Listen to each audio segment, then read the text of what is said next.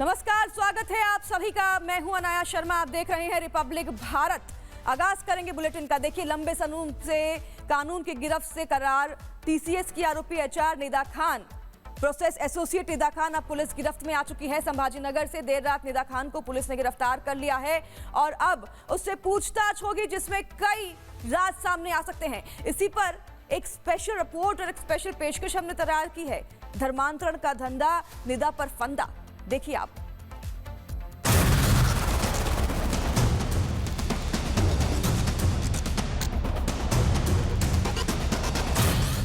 Nashik TCS कांड, निदा खान गिरफ्तार।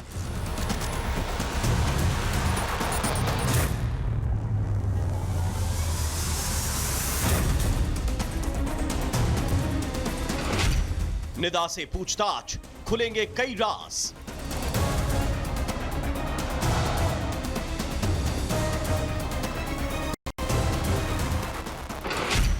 Lady mastermind का सच से सामना।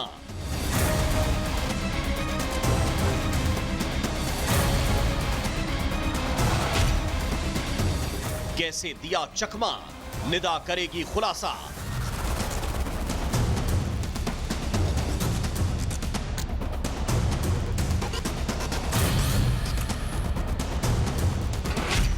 कहां से मिली फंडिंग, कौन चला रहा था सिंडिकेट।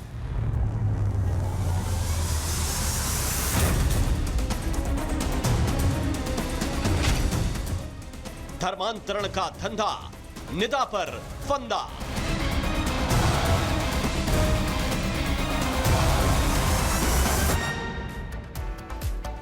देखिए, महाराष्ट्र के नासिक में टीसीएस धर्मांतरण केस में महीनों बाद पुलिस को अब ये बड़ी सफलता मिली है। 42 दिनों से फरार चल रही मुख्य आरोपी और टीसीएस की पूर्व प्रोसेस एसोसिएट निदा खान को पुलिस ने गिरफ्तार कर ही लिया है। आखिरकार 20 से ज्यादा पुलिस कर्मियों ने सादी वर्दी में रहकर सीक्रेट तरीके से कैसे ऑपरेशन को अंजाम दिया और कैसे फोन ट्रेस ने गुनहगार निदा को सलाखों के पीछे अब एक बार लाकर खड़ा कर दिया है। क्या है निदा खान की गिरफ्तारी की इनसाइड स्टोरी, समझिए आप इस रिपोर्ट।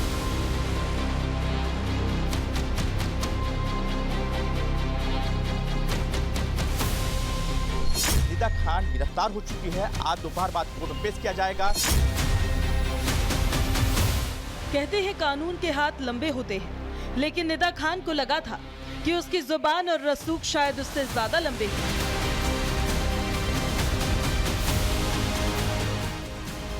ये 4 तस्वीरें बताने के लिए काफी है कि किस तरह 42 दिनों तक पुलिस से छुपन छुपाई खेलने के बाद आखिरकार निदा खान सलाखों के पीछे पहुंच गई।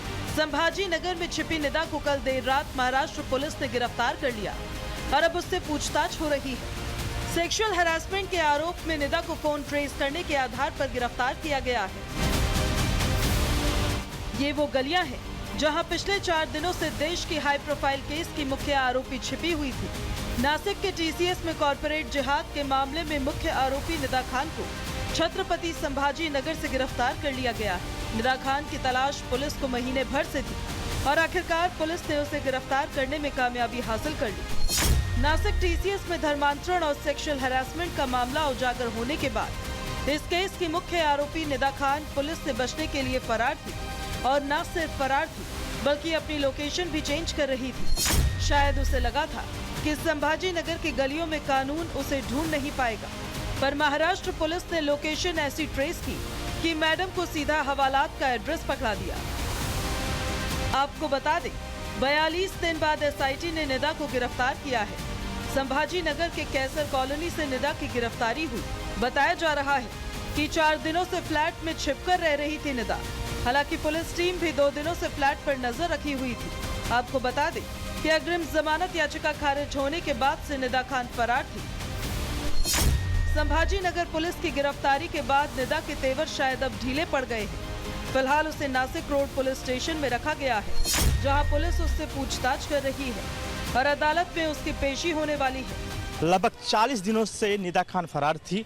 आखिरकार जो नासिक पुलिस की एसआईटी टीम ने संभाजी नगर से निदा खान को गिरफ्तार किया है। अंदर लगातार पूछताछ हो रही है निदा खान से, क्योंकि निदा खान वो कड़ी है जो और कड़ियों को जोड़ती हुई नजर आ रही है।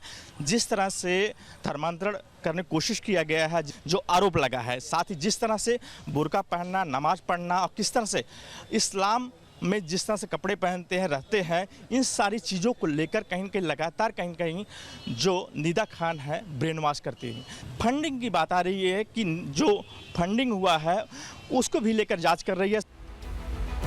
निदा खान ने पुलिस से बचने के लिए शातिर दिमाग का इस्तेमाल किया। गिरफ्तारी से पहले उसने कोर्ट में अग्रिम जमानत के लिए अर्जी दी।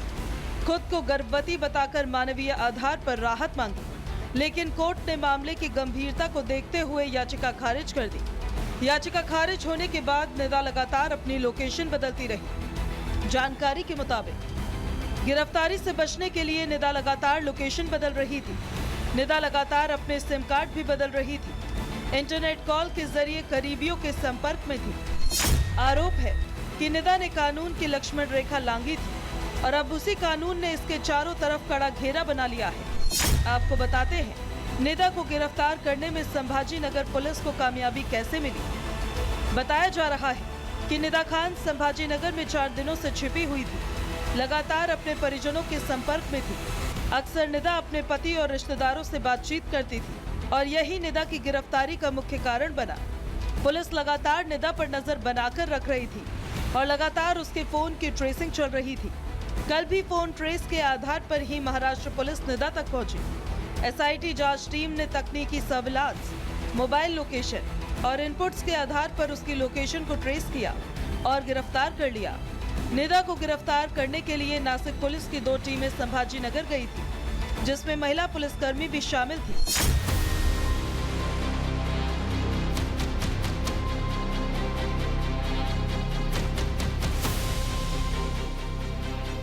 अब खबर है कि नासिक पुलिस ने निदा खान के 2 मोबाइल फोन्स को जब्त किया है, जिसमें इस केस से जुड़े महत्वपूर्ण जानकारी मिलने की संभावना है। निदा खान पर आरोप है कि उसने टीसीएस में काम करने वाली हिंदू महिला कर्मचारियों को न केवल धर्मांतरण के लिए उकसाया, बल्कि उनके साथ होने वाला यौन उत्पीड़न और मानसिक प्रताड़ना में भी साथ दिया।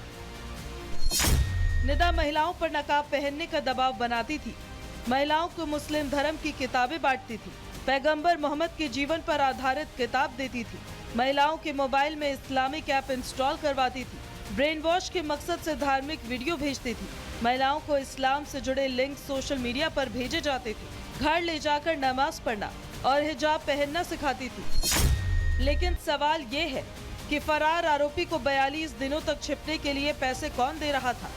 सूत्रों के मुताबिक निदा खान के बैंक खातों में संदिग्ध लेन देन पाए गए। जांच की सुई अब विदेशी फंडिंग की ओर घूम रही है। शक जताया जा रहा है कि इस धर्मांतरण सिंडिकेट के तार मलेशिया और कुछ खाड़ी देशों से जुड़े हो सकते हैं। गिरोह को मलेशिया और खाड़ी देशों से फंडिंग की खबर है। मालेगांव के संदिग्ध समूहों से भी निदा के गहरे संबंध बताए जा रहे हैं। कन्वर्जन के लिए भारी भरकम विदेशी फंड दिया जाता था। निदा के बैंक खातों और लेन देन की जांच भी महाराष्ट्र पुलिस कर रही है। एसआईटी निदा के बैंक खाते और डिजिटल ट्रांजैक्शन की बारीकी से जांच कर रही है, तो पुलिस अब उन सफेद पोश मददगारों की लिस्ट तैयार कर रही है जिन्होंने निदा को पनाह दी।